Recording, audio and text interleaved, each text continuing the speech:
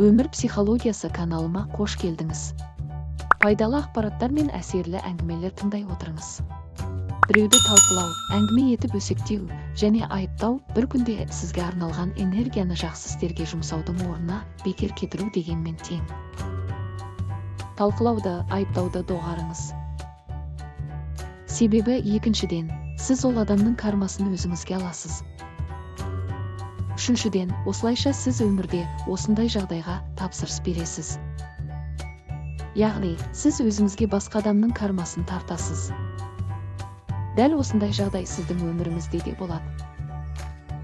Сізді талқылап, айыптау орын алады.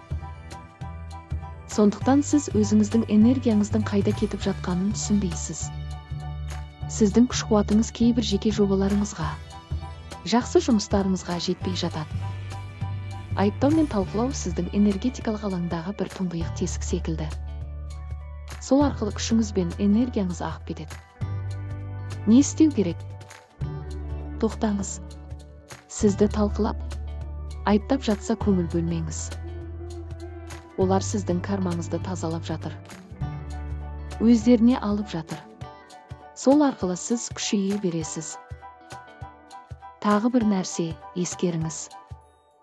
Талқылау мен айыптау өзіңізге қарсы әрекет жасаумен тең.